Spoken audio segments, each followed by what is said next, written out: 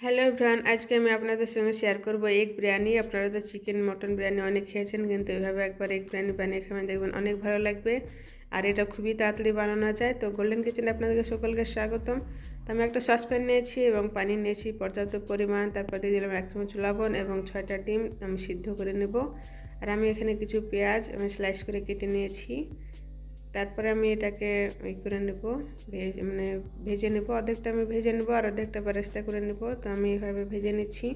অর্ধেকটা আমি উঠিয়ে রেখেছি, কারেন্ট ছিল না, সেজন্য আমি ওটা স্কিপ করেছি।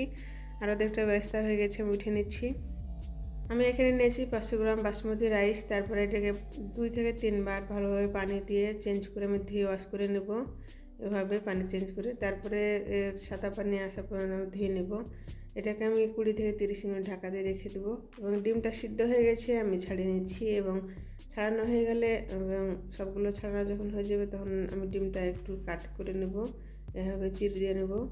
তাহলে এর মধ্যে মশলাটা ঢুকবে এবং খেতে ভালো লাগবে। দিয়ে দিলাম আমি সামান্য একটু লবণ এবং হলুদ আর শুকনো লঙ্কা গুঁড়ো। তারপরে আমি এটাকে ম্যারিনেট করে নেব এরকমভাবে। আর আমি কী ব্যবহার করেছি আমার ডিসক্রিপশনে দেওয়া থাকবে এবং স্ক্রিনে দেওয়া থাকবে, আপনারা দেখে নিতে পারেন। এখানে আমি নিয়েছি 100 গ্রাম টক দই। তারপরে দিলাম 1/2 চামচ হলুদ গুঁড়ো, 1 চামচ কাশ্মীরি লঙ্কা গুঁড়ো, 1/2 চামচ দিয়ে দেবো এখানে ধনে গুঁড়ো, 1/2 চামচ জিরা গুঁড়ো এবং 1 চামচ গরম মশলা পাউডার, 1 চামচ দেবো কাসুরি মেথি। এখানে আমি ছোটো চামচ ব্যবহার করেছি, তাই সেই অনুযায়ী দিচ্ছি। এবং দিয়ে দেবো 1/2 চামচ এলাচ পাউডার। তারপরে আমি মিক্স করে নেব। আর একটু স্পাইসি করার জন্য এখানে আমি 1 চামচ মতো দিয়ে দেবো রেড চিলি পাউডার। তারপরে মিক্স করে নেব এভাবে।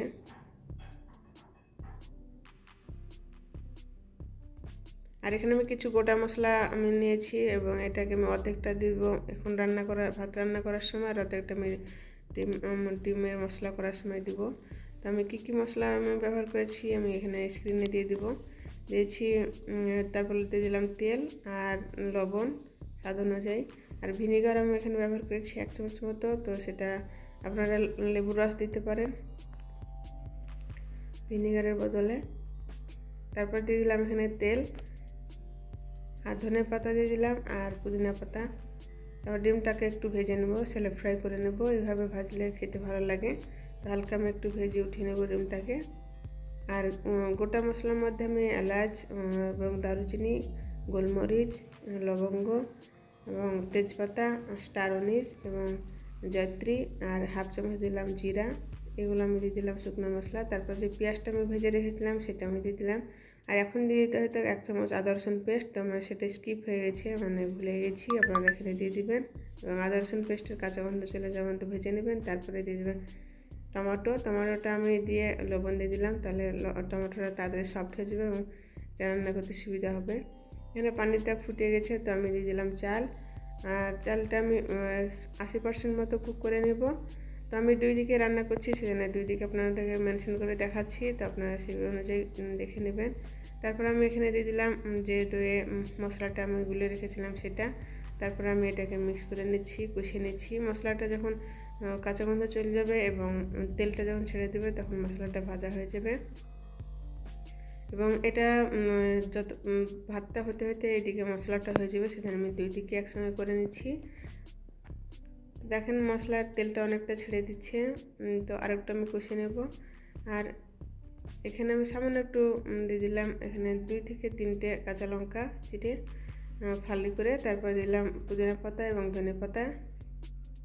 তারপরে ডিমটা দিয়ে দিব এবং ডিমটা মশলার সঙ্গে কষিয়ে নেব। আর এখানে আমি বেশি পানি ব্যবহার করব না, সামান্য একটু পানি ব্যবহার করব। এবং পানিটা আমি যে ভাতটা রান্না করছি সেই পানিটাই ব্যবহার করব। আপনারা যদি পানি ব্যবহার করেন তো সেটাই করবেন। তো আমি এখানে বেশি পানি ব্যবহার করব না, সামান্য একটু বাটি দিয়ে পানিটা দিয়ে দিব। এখানে সামান্য একটু পরিমাণে পানি দিয়েছি। তারপরে একটু কষিয়ে নেব। তারপরে কষানো হয়ে গেলে আমি অর্ধেকটা ডিমটা উঠিয়ে নেব, এটা মিডিলে দেওয়ার জন্যে। যখন আমি করব ভাতটা সাজাবো, তখন মিডিলে দেওয়ার জন্য আমি উঠিয়ে নিচ্ছি ডিমটা। আর কিছুটা মশলা আমি নিচে রেখে দিচ্ছি। এভাবে আমি বিছিয়ে দিচ্ছি মশলাটা এদিকে আমার ভাতটা হয়ে গেছে 80%, দেখেন। তারপরে ভাতটা যদি ভিনিগার দেওয়া যায় তো এটা অনেকটা সফট হয় এবং ভেঙে যায় না, গোটা হয়ে থাকে। তো ভাতটা আমি এভাবে ছেঁকে দিয়ে দেবো, বিছিয়ে দেবো। আর সামান্য একটু পানি আসছে ভাতের সঙ্গে, এটা আসলে কোনো প্রবলেম না। এটা যখন আমি দমে দেবো তখন এটা ঠিক হয়ে যাবে, কারণ ভাতটা যে 80% হয়েছে, তো 100% হতে পানিটা দরকার। তো দিয়ে দিলাম আমি ডিমের মশলাটা মিডিলে। তারপরে আমি আবার এর উপরে ভাত বিছিয়ে দেব। তারপরে ভাতটা বিছিয়ে দেওয়ার পরে দিয়ে দেবো সামান্য পুদিনা পাতা, ধনিয়া পাতা আর পেঁয়াজ বেরেস্তা। আর দিয়ে দেবো এখানে 1 চামচ মতো কেওড়া জল। তারপর আমি একটা ফয়েল পেপার দিয়ে এভাবে বিছিয়ে দিচ্ছি। তারপর ঢাকনাটা দিয়ে দিচ্ছি। আর একটা লোহার তাওয়াতে আমি এটা বসিয়ে 10 মিনিট মতো আমি একদম লো ফ্লেমে রান্না করে নেব। 10 মিনিট পরে ঠান্ডা হওয়ার পরে একটু আমি খুলে দেখাবো। দেখেন এরকম হয়েছে এবং ভাতটা অনেকটা ঝরঝরে হয়েছে। তো ভিডিওটা যদি ভালো লাগে লাইক করবেন, কমেন্ট করে জানাবেন এবং চ্যানেলে যদি নতুন হয়ে থাকেন সাবস্ক্রাইব করবেন, শেয়ার করে রাখবেন যাতে খুব সহজে বানিয়ে নিতে পারেন। ভিডিওটা শেষ পর্যন্ত দেখার জন্য আপনাকে অসংখ্য ধন্যবাদ। ভালো থাকবেন, সুস্থ থাকবেন। পরবর্তী ভিডিওতে আবার কথা হবে। Bye bye.